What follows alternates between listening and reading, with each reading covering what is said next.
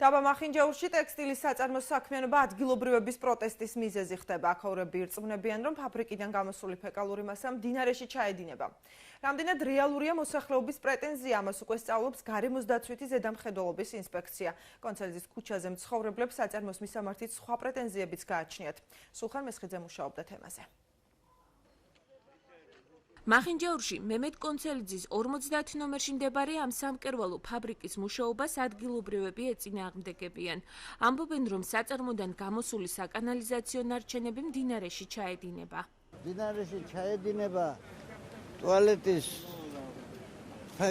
ფეკალი საღამოთი გამოვდივართ უკან ბალკონზე გამოსვლა არ შეგვიძლია. დასახლებაში მცხოვრებლები უსიამოვნო სუნის გამოც გამოთქვამენ უკმაყოფილებას.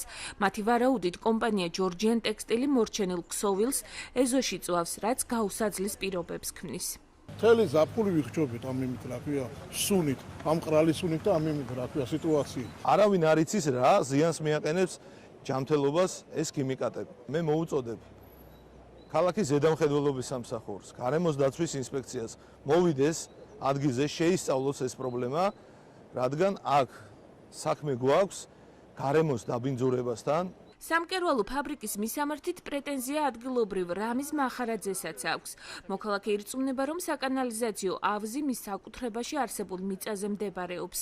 მახარაძე ამბობს, რომ ჯორჯიან ტექსტილის ხელმძღვანელობამ ნაგებობა თვითნებურად ყოფილი ხელისუფლების პირობებში ააშენა. რო აკეთებდა იმ დროიდან ვეჩხუბებოდით და ვედავებოდით, რომ არ გააკეთო ეს ყველაფერი, არ მიგვაქცია ყურადღება, აწია დადგა თვისნებურად. ჯორჯიან ტექსტილის მენეჯმენტში სატელევიზიო კომენტარს არ აკეთებენ. პირად საუბარში კი საწარმოს წარმომადგენელმა კანალიზაციის მდინარეში ჩადინების ფაქტი თავდაპირველად დაადასტურა, თუმცა მოგვიანებით უარყო. მდინარეში რო ჩაედინება ეს საკანალიზაციო სისტემა, რამდენად დასაშვები არის?